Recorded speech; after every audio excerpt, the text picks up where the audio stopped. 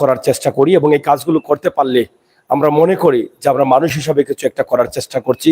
আল্লাহ তাআলা যেন আমাদের প্রত্যেককে সেই তৌফিক দান করেন যে কাজগুলো করলে আমার নবী করিম সাল্লাল্লাহু আলাইহি সাল্লাম খুশি হবেন, যে কাজগুলো করলে পরকালে জান্নাতের উসিলা হতে পারে। তো প্রিয় দর্শক, আমার যে ভাইকে আজকে দেখছেন, যার বয়স ইতিমধ্যে হয়তোবা 30-এর কাছাকাছি চলে যাচ্ছে, ওনার জীবনের একটা কঠিন গল্প রয়েছে। সেই গল্পটি শুধুমাত্র আজকে আপনাদের কাছে শেয়ার করব। এই গল্পটি শেয়ার করার আগে আমি যখন গল্পটি শুনেছিলাম, এই কথাটা বলার সাথে সাথে আমার শরীরে লোমগুলো দাঁড়িয়ে গেছে, যে মানুষ এত সংগ্রাম করে বেঁচে থাকতে হয়, এরকম কিছু মানুষ না দেখলে বোঝা যায় না। এই পৃথিবীটা এত সহজ না, কঠিন এই পৃথিবী। এই কঠিন পৃথিবীতে আমাদের বেঁচে থাকতে কারোর জন্য অনেক কষ্টের, আবার কারোর জন্য সুখের। তবে কঠিন পৃথিবীতে বেঁচে থাকার জন্য জীবন সংগ্রাম করে যাচ্ছেন আমার এই ভাইটি, যাকে আল্লাহ খুবই ভালোবাসেন, যাকে আল্লাহ ভালোবেসে এই অবস্থায় রেখেছেন। প্রথম কথা যদি বলি যে আল্লাহ ভালোবেসে কেন এই অবস্থায় রেখেছেন, কি অবস্থা, আমি জানি না আপনারা খেয়াল করেছেন কিনা, প্রথমে লাইভে ঢুকেছেন কিনা এবং এখন ঢুকছেন কিনা, তবে পরবর্তীতে ভিডিওটি দেখবেন, ভিডিওর শেষে আরো কিছু দেখাবো।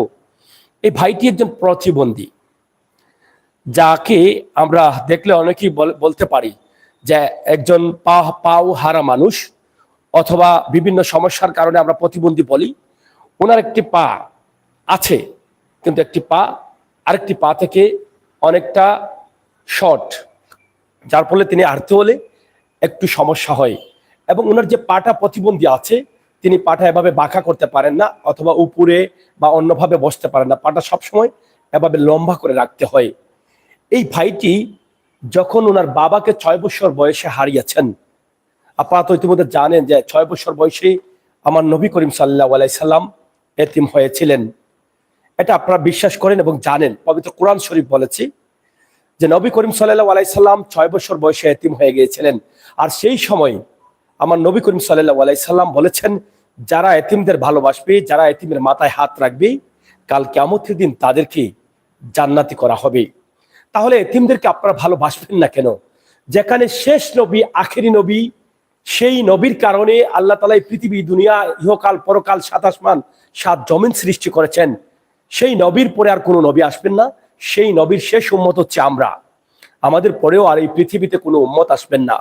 তাই আজকে আমার এই ভাইটিকে নিয়ে শেষ নবীর উম্মত হিসাবে আমি ভাই হয়ে আমি পাশে দাঁড়িয়েছি। আপনারা কেউ এড়িয়ে যাবেন না।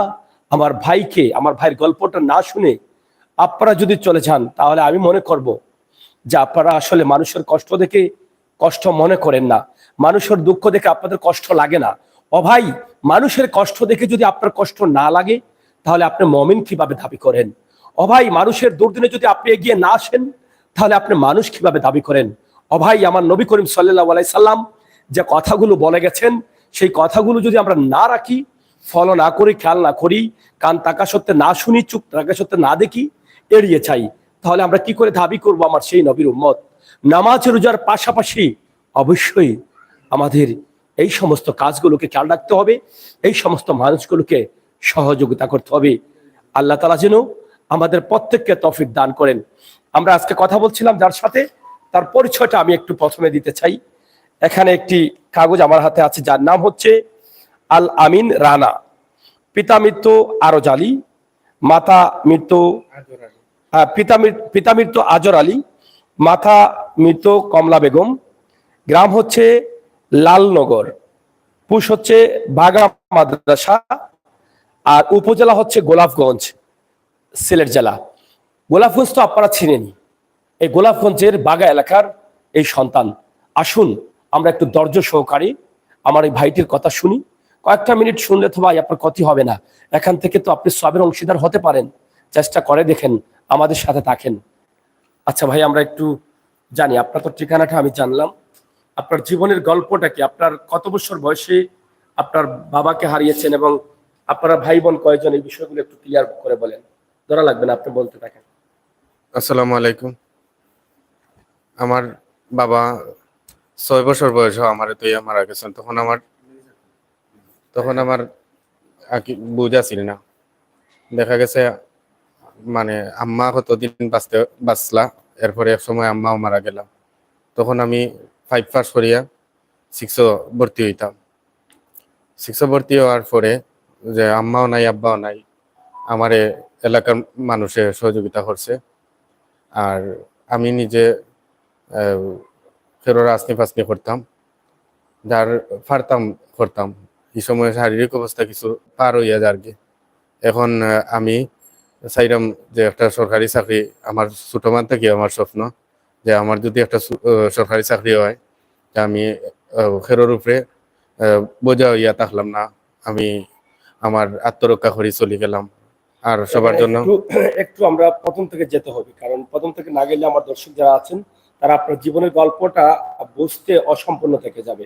আমি একটু জানতে চাই আপনার ভাই বোন কয়জন? আমার ভাই বোন নাই। কেউ নাই? জি না। আপনার বাবা মারা গেছেন কত বছর বয়সে?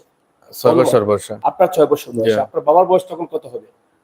বাবার বয়স তখন 60-70 হইব। 60-70। জি। মানে আপনার বাবার বিয়েটা কি লেটে করেছেন না লেটে আপনি জন্ম নিয়েছেন? জি না, আমার বাবার বিয়ে লেটে করছে। বিয়েটাও লেটে করেছেন। জি। মানে 60-70 বছর বয়সে আপনার বাবা মারা গেছেন। জি। আপনার মার বয়স তখন কত হবে? 40-50। 40-50। জি। এরপরে আপনার বাবা মারা যাওয়ার পরে কয়েক বছরের মধ্যে আপনার মাও মারা গেলেন। জি। তখন আপনি ক্লাস 6 এ ভর্তি হবেন এই বয়সে। জি। তখন থেকে আপনি একা, আপনার ভাই বোন নাই। জি না। তখন থেকে আপনি প্রতিবন্ধী হিসাবে আপনি কিভাবে এই পর্যন্ত আসলেন? আপনি তো এখন লেখাপড়া করেছেন, গোলাপগঞ্জ এমসি থেকে করেছেন, হয়তো মেট্রিক পাস করেছেন জি। এবং সিলেট থেকে ইন্টার পাস করেছেন, সিলেট সরকারি কলেজ সরকারি কলেজ থেকে ইন্টার পাস ইন্টার পাস করেছেন। করছি। তো এই পর্যন্ত আপনি কিভাবে আসলেন? একটু যদি গল্পটা আমাদের দর্শকদের তুলে ধরেন। প্রথমত আমি আহ, প্রতিবন্ধী মানুষ, দূরের কাজ করতাম পারছি না, মানুষের কথা শুনছি, মানুষের মায়ার থাকছি, দেখা গেছে সতইয়া চলছি। অনেক মানুষ আছেন যারা সমাজসেবক, তারা আমার সহযোগিতা করছেন। যেমন আমার স্কুলের স্যার শিক্ষক ম্যাডাম, তারাও আমার ফ্রিতে মনে করেন বই দিতে, এই সময় বই কিনা লাগতো, গাইড কিনা লাগতো।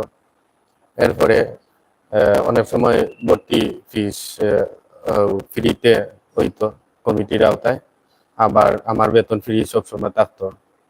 ওটা করে করিয়া দেখা গেছে নিজের খানিকটা আবার টিউশনি করাইতাম। যখন আমি ক্লাস 5-এ পড়ি যখন 1-2 বাচ্চা ধরে পড়াই। আর যখন আমি 6 থাকি 7-এ উঠি, ওইভাবে 5-এর ছাত্র ধরে পড়াই।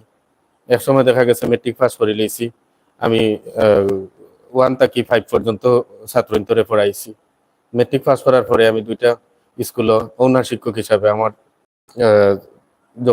ওনার শিক্ষক হিসাবে আমি চান্স পাইছি। 1000 টাকা বেতনে চাকরি করতাম। তো চাকরি করার পরে দেখা যাইতো যে পার্ট টাইম আমি টিউশনিও করতাম, আর পাশাপাশি আমার পড়ালেখা খরচ চালাইতাম। অনেক সময় দেখা গেছে যে আমি খাইয়া না খাইয়া আমার পড়ালেখার খরচ আমি চালাইতাম। পড়ালেখা তো অবশ্যই আল্লাহর রহমতে আপনার দোয়ায় কিছু করছি। আমি এসএসসি আর এইচএসসি পাস করিয়া ডিগ্রিতে এখন আছি, ফাইনাল 6ষ্ঠ সেমিস্টার। তা আমি চাই যে আমি তো প্রতিবন্ধী মানুষ, এলাকার মাঝে দেখা গেছে অনেক মানুষ আমার সহযোগিতা করছে, আবার মানুষে আমার ওই যে অবস্থার মাঝে আমি আটতাম, আমার করতে কি অনেক সময় দেখা যাইতো যে ব্যঙ্গচিত্র করতো, আমি যে লাড়তাম ওলা আটতো, কষ্ট লাগে আসলে। তো কি আমি বলবো, বলার ভাষা আমি হারিয়ে ফেলছি। এই কথাগুলো শুনে আসলে খলিচা ধরে রাখা যায় না, চোখের জল আটকানো যায় না। চোখের জল এটা হচ্ছে আল্লাহ তাআলার নিয়ামত। এ কারণে আল্লাহ বলেছেন, কোনো মানুষ যদি চোখের জল ফেলে খেতে দেয়, চোখের জলটা চোখ থেকে নাকের ডগায় আসার আগে আল্লাহর আরশে কবুল হয়ে যায়। এই ভাইটা কথা বলছে, দেখেন আপনার ভাই আছে, আপনার আত্মীয় স্বজন আছে, অনেক আছে, আপনার সন্তানকে কিন্তু আপনি লেখাপড়া করাতে পারছেন না, কিন্তু তার মা নেই, বাবা নেই, ভাই নেই, বোন নেই। সেই ভাইটি লেখাপড়ার মর্মটা কিভাবে সে বুঝলো? যেখানে তার খাবারের নিজের নিরাপত্তা নেই, যেখানে থাকার জায়গা নেই, যেখানে তাকে এই শীতের মধ্যে একটা কাঁথা উড়িয়ে দেওয়ার মতো মানুষ নেই, যেখানে তার খোঁজটা নেবে যে এই ভাইটি গোসল করলো কিনা, পরিষ্কার হয়েছে কিনা, সেই জায়গায় সে লেখাপড়াটা কি করে বুঝলো? তার উপরে তার পাঠা নষ্ট। মানুষ যখন তার পিছন দিকে তাকে ব্যঙ্গ করত, তাকে নিয়ে কথা বলতো, তাকে অবহেলা করত, এর চাইতে কষ্ট আর এর চাইতে বড় অভিশাপ ভাই আপনি যে নিলেন, এটা থেকে কিভাবে মুক্তি পাবেন? এই সমস্ত মানুষকে কারা এভাবে করেছে? আল্লাহ আপনাকে ভালো করে দিয়েছে বলে কিন্তু আপনার এত অহংকার ভাই, এক নিঃশ্বাসের ভরসা নাই। আপনি এখন কথা বলছেন, কাল আপনি সড়ক দুর্ঘটনায় আপনার পাটা ভেঙে যাবে, আপনার হাতটা ভেঙে যাবে, এই বাইক থেকে আরো খারাপ অবস্থা হয়ে যেতে পারে। সাবধান, এই সমস্ত মানুষগুলোকে আপনারা কষ্ট দিবেন না, কষ্ট দিবেন না ভাই। মরে যাবেন, কিসের এত অহংকার, কিসের এত বড়াই? এই কথাগুলো যখন আমি শুনি, আমি নিজেকে ঠিক রাখতে পারি না, কারণ আমি মানুষ, আমি নবীর উম্মত। আর নবীর উম্মত হিসাবে যখন আমার এই ভাইগুলোর কথাগুলো আপনাদের কলিজায় না লাগবে, আঘাত না করবে, চোখে জল না আসবে, ততক্ষণ পর্যন্ত আপনি নবীর উম্মত দাবি করতে পারেন না। আমার নবী বলেছেন, আমার উম্মতের মন থাকবে নরম, দিল থাকবে নরম। আমার উম্মতরা আমার উম্মতের কষ্ট থেকে, মানুষের কষ্ট থেকে কাটতে হবে, এগিয়ে আসতে হবে। আল্লাহ যাকে যেভাবে সৃষ্টি করেছেন তাকে নিয়ে হাসা যাবে না, তাকে সান্ত্বনা দিতে হবে। আল্লাহর এই দৃশ্যগুলো দেখে আপনি শুকরিয়া আদায় করবেন, কিন্তু শুকরিয়া আদায় না করে আপনি তাকে নিয়ে মশকরা করছেন। ভাই, মরে যাবেন, জলে যাবেন, সামান্য অস্থায়ী জীবনে এত বড়াই করে লাভ নাই, পরকালের জবাবদিহি করতে হবে। এই কথাটা বলার সাথে সাথে আমার ভাইটা কলেজা ফেটে তার চোখের জল আসছে, যে আমাকে নিয়ে মানুষ এরকম কথা বলে কেন? ভাই, কি কারণে, কি দুষ্টা করছে? সে কি তার পাঠা নিজে বানিয়েছে? না, দিয়েছেন কে? আল্লাহ। আপনাকে যে দিয়েছেন তিনি সৃষ্টি করেছেন, আপনাকে টাকাওয়ালা করেছেন, বাইওয়ালা করেছেন, মাওয়ালা করেছেন, বাবাওয়ালা করেছেন, সব পরিপূর্ণ আল্লাহ রেখেছেন। আল্লাহ চাইলে কি 1 মিনিটে নিঃস্ব করতে পারেন না? পারেন। তাহলে কেন অত বড়াই করেন? কিসের জন্য? এই মানুষ কি জানেন? এই মানুষকে আল্লাহ ভালোবাসেন, এই মানুষ আপনার জন্য নিয়ামত। আপনি এটা বিশ্বাস করেন? আমি বিশ্বাস করি, আমার মেধা থেকে আমি জানি এই মানুষটা আমার জন্য নিয়ামত। এই কারণে যাদেরকে আল্লাহ তাআলা ল্যাংলা করেন, প্রতিবন্ধী করেন, এদেরকে আল্লাহ বেশি ভালোবাসেন বলেই কিন্তু তাদেরকে এভাবে করেন। আল্লাহ বলেছেন গরিবদেরকে ভালোবেসে গরিব করে দেন। আল্লাহ বলেছেন প্রতিবন্ধী, অন্ধ, হাত নেই, পা নেই, তাদেরকে আমি ভালোবেসে দেই, কারণ কাল মরার পরে এরা সবার আগে জান্নাতি হবে। তাহলে আল্লাহ তাদের সাথে আছেন, কিন্তু আপনি টাকাওয়ালা আছেন বলে আপনার সাথে আছে? আল্লাহ কি বলেছেন? আল্লাহ এটা বলেছেন যে সবার সাথে আমি আছি, তবে গরিবদেরকে আমি বেশি ভালোবাসি। যারা প্রতিবন্ধী, কষ্টে থাকা মানুষ, খাবার পাচ্ছে না, তাদের ভাই নেই, যারা এতিম, তাদেরকে আমি ভালোবাসি। তাহলে আল্লাহ যাদেরকে ভালোবাসেন তাদেরকে যদি গলার মালা করে পড়ে আমরা নেই, তাহলে কি হতে পারে? এটা আপনার জন্য নিয়ামত হতে পারে। এই নিয়ামতের উসিলায় মরার পরে এটা আপনার জান্নাতের চাবি হতে পারে। ও ভাই, নামাজ রোজার পাশাপাশি আপনাকে এই কাজগুলো করতে হবে। দয়া করে আপনার চোখের সামনে, আপনার গ্রামে, আপনার পাড়াপড়শি যদি এরকম প্রতিবন্ধী কোনো ভাই থাকে, কোনোভাবে তাকে অন্যরকম থাকে, আপনার চাইতে আলাদাভাবে আল্লাহ সৃষ্টি করে দেন, তাদেরকে নিয়ে হাসাহাসি করবেন না। আজকে আমি ভাই হিসাবে, মমিন হিসাবে, মানুষ হিসাবে অনুরোধ করে গেলাম, এদেরকে যে বলেছেন, আর এই ভাইটা যে কান্না করেছে, যারা আজকে তাদেরকে নিয়ে, তাকে নিয়ে হাসি ঠাট্টা করেছেন, তাদের উপরে এই ভাই যে কান্না করেছে, এটার জন্য আপনার গজব হতে পারে, আপনি ধ্বংস হয়ে যেতে পারেন। একটা কথা মনে রাখবেন, এই পৃথিবীতে আপনাকে ভালোভাবে বাঁচতে হলে এই সমস্ত মানুষের দোয়া বড় প্রয়োজন। দোয়া মানুষকে ভালো রাখে, দোয়া মানুষকে সম্মানী করে, দোয়া মানুষকে বিপদ আপদ থেকে বাঁচায়। আবার মানুষের অভিশাপ যদি আপনার উপরে লেগে যায়, আপনি 1 মিনিটে ধ্বংস হয়ে যেতে পারেন। এই মানুষটির অভিশাপ যাতে আপনার উপরে না পড়ে, আমিও দোয়া করবো। আজকে যে এখানে আমার ভাইটি কান্না করলো যে আমাকে নিয়ে মানুষ হাসি ঠাট্টা করতো, এটা আপনার উপরে অভিশাপ হয়ে যেতে পারে। ভাই, আপনারা যারা করছিলেন, আমি মানুষ হিসেবে দোয়া করবো আল্লাহ যেন আপনাদেরকে ভালো রাখে এবং শুভ বুদ্ধি উদয় করে দেন, যাতে এই সমস্ত মানুষকে কষ্ট না দিয়ে আপনারা বাঁচতে পারেন।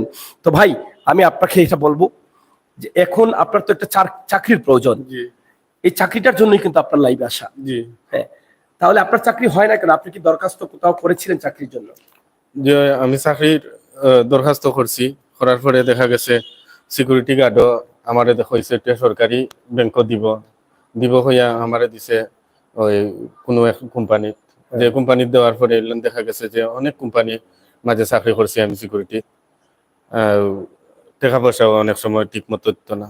তো কষ্ট মষ্ট করিয়া দেখা যাইতো যে আমি ফারিয়ার না, আমার সময়ও যার কি আমি চেষ্টা করতাম যে আমার জীবনের লক্ষ্য হইল আমার স্বপ্ন যে, তাই আমি দেখি আমি একটু প্রিপারেশন নিয়ে আবেদন করিয়া চাকরি পাই কিনা। আর প্রতিবন্ধীদের জন্য তো আলাদাও একটা কোটা আছে, কিন্তু আমার জন্য। আপনি কোন কোন জায়গায় দিয়েছিলেন, মানে আবেদন কোন কোন জায়গায় দিয়েছিলেন? আপনি তো সরকারি চাকরি, আপনার মানে সিকিউরিটি হোক, যে কোনো অফিসের দপ্তর হোক, এগুলোই তো হলে চলে। আপনি তো ইন্টার পাস। এখন কি লেখাপড়া আছেন? জি আছি। এখন আমি ইন্টার পাস কত সালে করেছেন আপনি? 2017 সালে। এত দেরিতে করলেন কেন? মাঝে পারিবারিক মানে ভাবে আমি পারছি না, অভাবের কারণে। আপনার গ্রামটা আসলে কোন গ্রাম? আমার গ্রাম হইলো বাঘালালনগর। এখানে কি আপনার বাড়িঘর আছে? নদী ভাঙ্গন এলাকা, দেখা গেছে নদীর কারণে বাড়ি ভাঙ্গিয়া যায় আর কি। আমার গড় আছিল ছোট মোটো, তাও আবার বন্যার কারণে ভাঙ্গিয়া পড়ে গেছে। আমার আর সামর্থ্য নাই করে আমি মানাইতাম পারছি না। এক সময় দেখা গেছে আমাদের এলাকার নির্বাচিত মেম্বার আর চেয়ারম্যানের সহযোগিতায় আমি উপজেলাত একটা দরখাস্ত করছি, করার পরে ওই সরকারের দেওয়া একটা ঘর পাইছি। এখন সরকারি বর্তমানে জায়গায় যে সরকারি আশ্রয় প্রকল্প প্রকল্প, বিদ্যাহীন মানুষদের জন্য yeah. এখান থেকে পেয়েছেন, আমি এটা আছে? এটা এতিমগঞ্জ। এতিমগঞ্জে আছে? হ্যাঁ, এতিমগঞ্জে আছে। এখন শহরে থাকেন মানে মানে কিভাবে? তা কিও কারণে আমারে তো ঘর দেওয়া হয়েছে, ঘর তো থাকলে খাইতে তো হইব, আর খাইতে হইলে তো আমার একটা মানে গার্ড দেওয়ার লাগি, মানে পিছনে দিয়ে গার্ড দেওয়া নাই, আমার নিজেও উঠিয়া কর্ম করা লাগবো। ও মন মানসিকতা লইয়া যে আমি চেষ্টা করি আর যে টুকটাক একটা চাকরি ব্যবস্থা করতাম পারি কিনা। এখন আপনি চলেন কিভাবে, মানে খাবার দাবার বা এখন কি করেন? এখন টিউশনি মানে করাই, ওই আছে কলবাখানি টু কয়েকটা টিউশনি, যে টিউশনি পাইয়া আমি 4,500 টাকা পাই, 5,000 4,500 মতো পাইয়া একরকম আছি। একটা মেসো এই টাকা তো আপনার মানে চলে না। জি না, আপনি তো বিয়ে করেন নাই। জি না, বিয়ের সাথে করছি না। এখন আপনার স্বপ্ন হচ্ছে যে একটা চাকরি। যে একটা চাকরি। আপনি কখনো কারো কাছে সাহায্য চেয়েছেন? জি না, আমি সাহায্য করার কাছে চাইছি না। আমার একজন মানুষের সাহায্য করছে, মানে খুব নিঃস্বার্থ ভাবে। উনি আমাদের গোলাপগঞ্জ হুম। গোলাপগঞ্জের। সাহায্য করে কি বলছে উনি? উনি প্রথম তাকেও কইছে ভাই তোমার যা লাগে আমার ইয়া কইও। ওনার নাম সালিক। এখন কি বলো ওনাকে, উনি কি সাহায্য করে?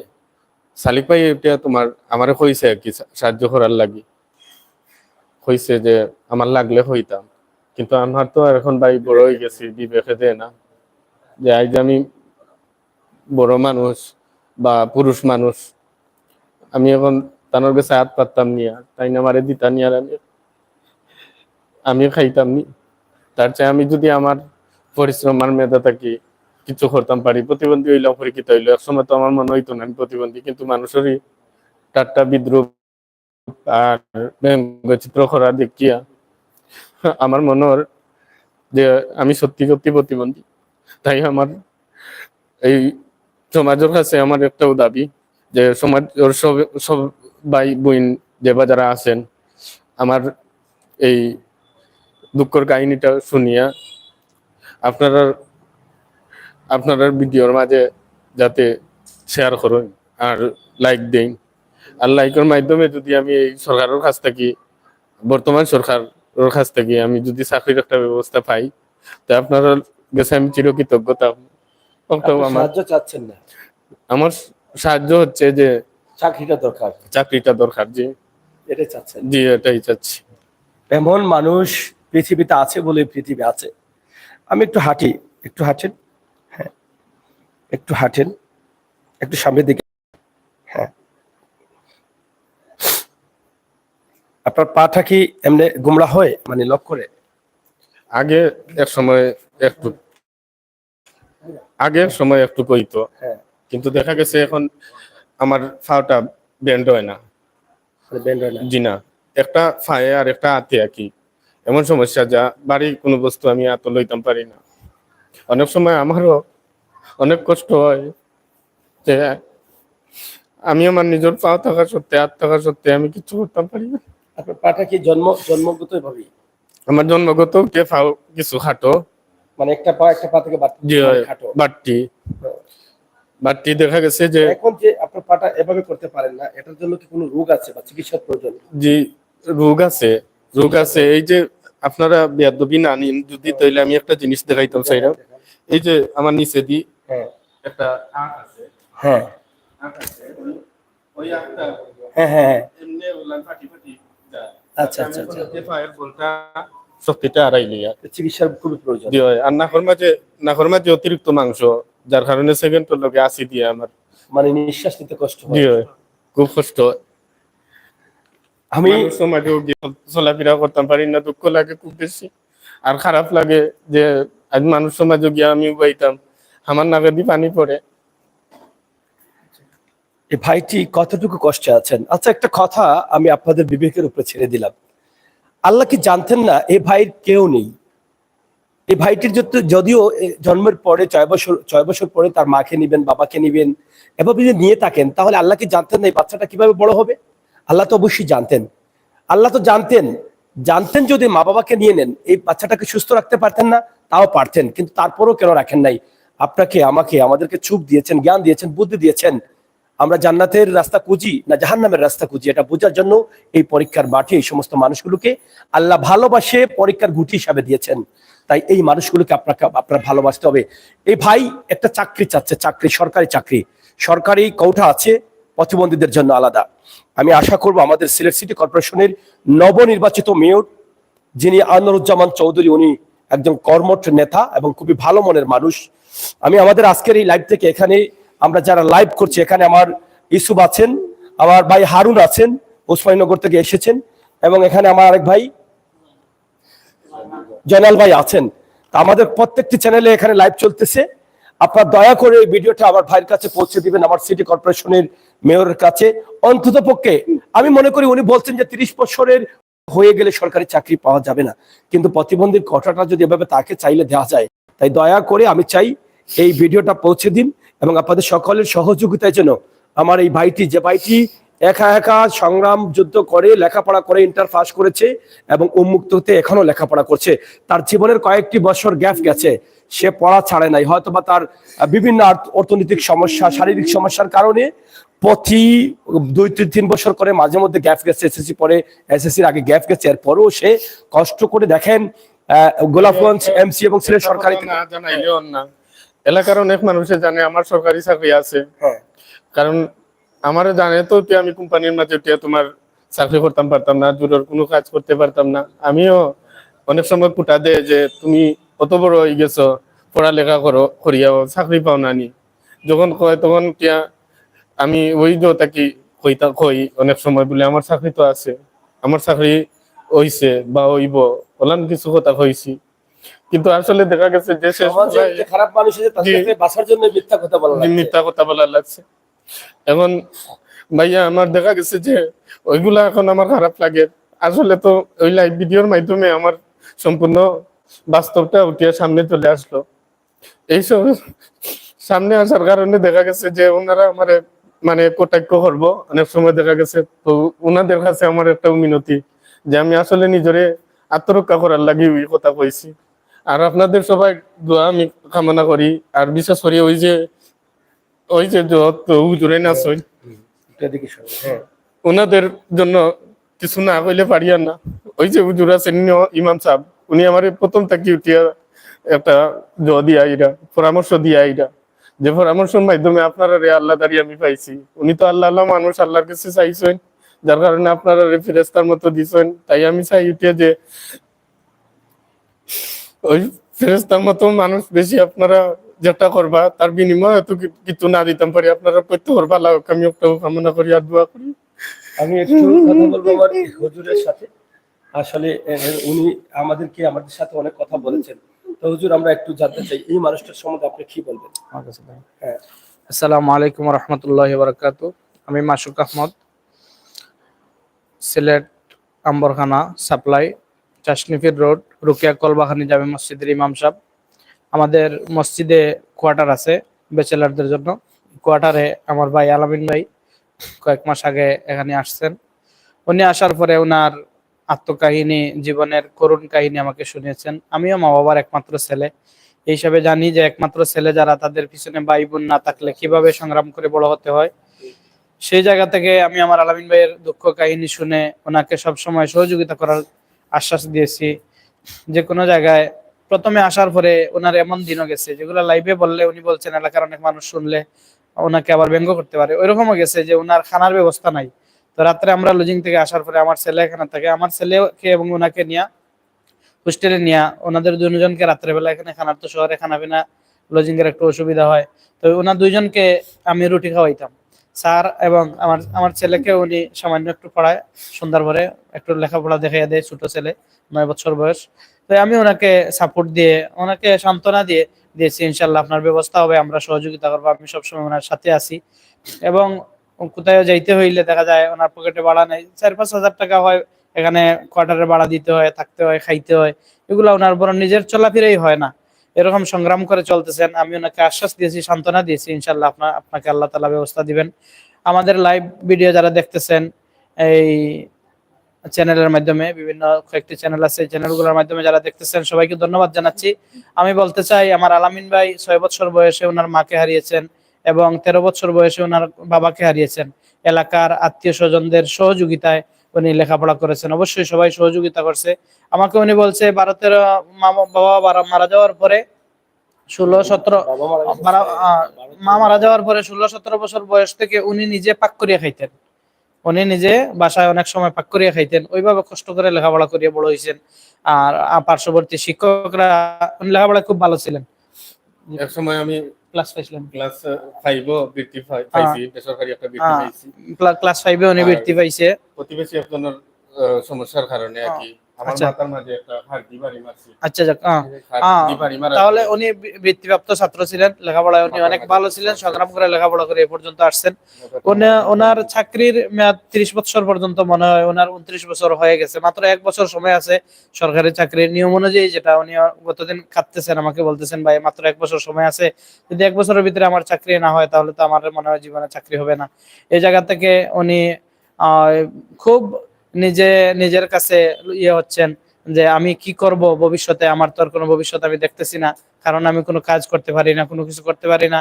উনি আবার খুব ট্যালেন্ট, আমার ছেলেকে উনি পড়ায়, টিউশনি করে দেখছি আমি, বিকালে মাগরিব পরে কথা বলছি যে উনি লেখাপড়ার ব্যাপারে খুব ট্যালেন্ট। সরকারি কোনো প্রাইমারি শিক্ষক হন অথবা অফিসিয়াল কোনো কাজে যদি, এরকম কোনো কাজে যদি দেওয়া হয়, খুব দক্ষ একজন মানুষ।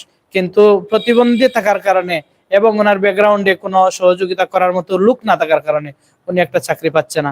আমি মাননীয় প্রধানমন্ত্রী এবং আমাদের সিলেট সিটি কর্পোরেশনের সম্মানিত মেয়র আনোয়ারুজ্জামান চৌধুরী সাহেব সহ বিজ্ঞজন, গুণীজন, জ্ঞানীজন যারা আছেন, সমাজসেবী যারা আছেন, সকলের কাছে অনুরোধ করছি সবাই নিজ নিজ অবস্থান থেকে যদি আমার আলামিন রানা ভাইয়ের জন্য একটু সহযোগিতা করেন এবং একটি চাকরির যদি ব্যবস্থা হয়, তাহলে উনি সুন্দর ভবিষ্যৎ গড়তে পারবেন। এখনো উনি বিয়ে শাদী করতে পারেন নাই শুধু আর্থিক অসচ্ছলতার কারণে, এবং ওনার ওই এবং পায়ে ওনার একটু সমস্যা আছে। উনি বলছেন মাথায় একটি আঘাত করছিল, ওগুলা মাঝে মধ্যে কষ্ট দেয় ওনাকে, কিন্তু উনি চিকিৎসা করতে পারতেছেন না। আমি সহযোগিতা করার জন্য অনুরোধ করব দেশ এবং প্রবাস থেকে যারা দেখছেন, আর্থিকভাবে আপনারা যদি ওনাকে একটু সাপোর্ট দেন, ওনাকে যদি একটু সহযোগিতা করেন, তাহলে উনি আমাদের মতো সুন্দরভাবে চলতে পারবেন। আমার ভাই, বড় ভাই বলেছেন, নাম কি আপনার ভাই? আমির হোসেন সাগর ভাই বলেছেন, আল্লাহ তাআলা আমাদেরকে কত সুন্দর করে সৃষ্টি করেছেন। আমরা এখান থেকে শিক্ষা নিব, শুকরিয়া আদায় করবো। আল্লাহ তাআলা আমার হাত পাও সুন্দর, চক্ষু সুন্দর করে দিয়েছেন, আমরা শিক্ষা নিব এখান থেকে, ওনার কাছ থেকে। ওনার মতো না করে আমাদেরকে সুন্দর করেছেন, এবং শুকরিয়া স্বরূপ আমরা নিজ অবস্থান থেকে ওনাকে আর্থিকভাবে এবং পরামর্শ দিয়ে বিভিন্নভাবে আমরা ওনাকে সাহায্য করব। যে সমস্ত চ্যানেলে লাইভ প্রচার হচ্ছে, বিশেষভাবে সিলেটের ম্যাগাজিন, টিভি সহ সিলেট নিউজ ডে, মায়ার টিভি, মায়ার দেশ টিভি, ওইভাবে কয়েকটি চ্যানেল, সিলেট টিভি প্লাস এর মাধ্যমে প্রচার হচ্ছে। ভাইদের কাছে আমি অনুরোধ করব, আপনারা ডিসক্রিপশনে ওনার নাম্বার দিয়ে দিবেন, বিকাশ নাম্বার আছে, নাম্বার দিয়ে দিবেন, যাতে তারা যারা দেখে সবাই যাতে ভাইটিকে একটু সহযোগিতা করে, আমাদের মতো সুন্দরভাবে যেন সে চলতে পারে। তার যে এই যে দুঃখ আমাদের সাথে কাটতেছে, এই দুঃখটা যাতে মুছে যায়, একটি সরকারি চাকরির ব্যবস্থা হয় এবং চাকরি হওয়ার আগ পর্যন্ত, এবং ওনার যে রোগ আছে, আমরা সুস্থ মানুষ কিন্তু আমাদের অনেক সময় অনেক রোগ হয়, যেগুলা অনেক টাকা পয়সা আমাদের খরচ করতে হয়, পরিবারের পিছনে খরচ করতে হয়। এজন্য আমরা ওই ভাইটির জন্য, এক তো উনি প্রতিবন্ধী, দ্বিতীয় হচ্ছে ওনার শারীরিক কিছু অসুস্থতা আছে এগুলোর চিকিৎসা করতে পারতেছে না, এবং পরিবার সংসার করতে পারতেছে না এই আর্থিক অসচ্ছলতার কারণে। তাই নিজ নিজ অবস্থান থেকে সবাই একটু সহযোগিতা করবেন। সকলের দোয়া এবং ভালোবাসা কামনা করছি। আমরা ইনশাল্লাহ, এখানে আমাদের এই হুজুর আছেন, আরেক হুজুর আছেন, আবির সাহেব হুজুর আছেন, আমরা ইনশাল্লাহ সকলের জন্য দোয়া করব। যারা আমার আলামিন ভাইকে সাপোর্ট দিবেন, সহযোগিতা করবেন, সকলের জন্য ইনশাল্লাহ আমরা নামাজ পড়ে দোয়া করব। আলামিন ভাই আজীবন আপনাদের জন্য, আপনাদের কাছে চিরঋণী থাকবে এবং আপনাদের সবাইকে দোয়া করবে। দেশ এবং প্রবাস থেকে যারা দেখছেন সবাইকে ধন্যবাদ জানাচ্ছি, এবং নিজ নিজ অবস্থান থেকে যে যতটুকু যেভাবে পারি আলামিন ভাইকে সহযোগিতা করার জন্য আমি অনুরোধ করছি। কথা বলবেন আমাদের দায়িত্বশীল ভাই। দর্শক, সাহায্য করবেন কোথায়? এখানে সরাসরি নাম্বার দেওয়া, এই আলামিন রানার নাম্বার আছে আমাদের ভিডিওর উপরে, নাম্বারটা ওনার মুখ থেকেও নিব। আপনারা যারা সাহায্য করতে চান, এখান থেকে চলে যাওয়ার পর আমরা যারা এখানে মায়ার টিভির হারুন আছেন এবং সিলেট নিউজ ডের ইসুব আছেন, এবং সিলেট টিভি প্লাসের আরেক ভাই আছেন জানাল ভাই। তো আপনারা কারোর সাথে যোগাযোগ করবেন না, কারণ এটা আমাদের দায়িত্ব না। আমাদের দায়িত্ব অনুযায়ী আমরা আপনাদের কাছে পৌঁছে দিয়েছি, আপনারা আপনাদের সাহায্যটা খুশি হয়ে সরাসরি তাদের কাছে পৌঁছে দিবেন, এই প্রত্যাশা আশা রাখছি। আল্লাহ তাআলা যেন আমাদের প্রত্যেককে তৌফিক দান করেন এবং আমরা মরার পরেও যেন সম্মানী হতে পারি। এই মানুষ যারা পৃথিবীতে আগমন করে সম্মানের সাথে আগমন করে, মানুষকে যখন বিদায় দেওয়া হয় সম্মানের সাথে বিদায় দেওয়া হয়। আর আল্লাহর রাসূলের উম্মত হিসাবে আমরা পরকালেও কিন্তু সম্মান পাই, সম্মানের জায়গায় আমরা বসতে চাই। আল্লাহ তাআলা যেন আমাদেরকে দুনিয়াতেও সম্মানী করেন, আখিরাতেও সম্মানী করেন। এই সমস্ত অসহায় মানুষগুলোর পাশে যেন আমরা দাঁড়াতে পারি। আমরা যেন আমাদের সকলের যার যার সাধ্য অনুযায়ী সহযোগিতা করে আমার এই এতিম ভাইটার মুখে হাসি ফুটাতে পারি। আল্লাহ তাআলা বলেছেন, এতিম এবং মিসকিন এদেরকে যারা সাহায্য করবে কাল কিয়ামতের দিন এরা জান্নাতি হতে পারে, বেশিরভাগই সম্ভাবনা থাকে। কারণ এই ভাইটি এতিম এবং মিসকিন, মাও নেই, বাবাও নেই, ভাইও নেই, বোনও নেই, নিজের জায়গাও নেই, সরকারি করে তিনি থাকেন। তাহলে আপনি এতিম এবং মিসকিনকে যদি সাহায্য না করে আপনার তৌফিক অনুযায়ী আপনি এড়িয়ে যান, তাহলে নামাজ রোজা করে আপনি কি করে আশা করবেন যে জান্নাতে যাবেন? জান্নাতে যেতে হলে আপনাকে নামাজ রোজা অবশ্যই আদায় করতে হবে। নামাজ রোজার পাশাপাশি আমার নবী করিম সাল্লাল্লাহু আলাইহি সাল্লামের জীবন দশায় যা দেখিয়ে গেছেন তার একটি বিশেষ অংশ মানব সেবা। মানব সেবায় আপনাকে এগিয়ে আসতে হবে। দর্শক যারা আমার প্রায় বন্ধুরা প্রবাসে আছেন, আমি আমির হোসেন সাগরের ডাকে আপনারা অনেক সাহায্য করেছেন। আজকে আমার এই ভাইটির জন্য আমার এখানে দিনী শিক্ষা যারা নিয়েছেন, যারা আগামী প্রজন্মকে যুগের পর যুগ দিনী শিক্ষা দিয়ে যাচ্ছেন এবং দিনী শিক্ষা দিয়ে যাবেন, যেই শিক্ষা আমাদেরকে দুনিয়াতেও সম্মানী করে আখিরাতেও সম্মানী করে, সেই হুজুরদের কিন্তু এখানে বক্তব্য শুনেছেন। তারাও আপনাদের জন্য দোয়া করবেন। আপনারা যে যেভাবে পারেন, অবশ্য আমার এই ভাইটি বলছে চাকরি, আমি বলি চাকরির তো প্রয়োজন, চাকরির পাশাপাশি যেন আপনারা আপনাদের সাধ্য অনুযায়ী আমার এই ভাই পাশে দাঁড়াতে পারেন। আপনারা যে যেভাবে পারেন ওনার নাম্বারে যোগাযোগ করে, আলামিনের নাম্বারে যোগাযোগ করে চিকিৎসার জন্য। প্রথমত ওনার পাটা নষ্ট হয়ে যাচ্ছে, এই পায়ের নিচে একটা দাগ আছে, এটা গর্ত হয়ে ফাটা দিচ্ছে, উনি চিকিৎসা নিতে পারছেন না, হয়তো বা রক্ত চলাচল, ব্লাড চলাচলটা বন্ধ অবস্থায় আছে। যেহেতু পাটা আটাতে পারছেন না, ক্লোজ করতে পারছেন না, সেই জন্য চিকিৎসা জরুরি প্রয়োজন। ওনার মাথায় একটা আঘাত আছে, শারীরিক আরো সমস্যা আছে, নাকে সমস্যা আছে। ভাই আপনি এই যে টাকাটা দিবেন, নিয়ত করবেন যত তাড়াতাড়ি দিবেন তত তাড়াতাড়ি আল্লাহর আরশে কবুল হবে। আমি বিশ্বাস করি আপনার সাহায্যের টাকাটা পৃথিবীর সবচাইতে বড় কাজে লাগলো। আল্লাহ তাআলা যেন আমাদের প্রত্যেককে তৌফিক দান করেন, ইমানি শক্তি বাড়িয়ে দেন, এই সমস্ত মানুষের কল্যাণে কাজ করতে পারি। আমরা এখান থেকে চলে যাচ্ছি ইনশাআল্লাহ, অন্য কোনো ভিডিও নিয়ে, অন্য কোনো অসহায় মানুষ নিয়ে আমরা আপনাদের সাথে হাজির হব। আপনাদের সকলের সুস্বাস্থ্য দিকেও কামনা করছি। আপনারা সবাই ভালো থাকবেন, নিরাপদ থাকবেন, এই অসহায় প্রতিবন্ধী ভাইটির পাশে থাকবেন এবং ওনাকে সহযোগিতা করবেন। আল্লাহ হাফেজ।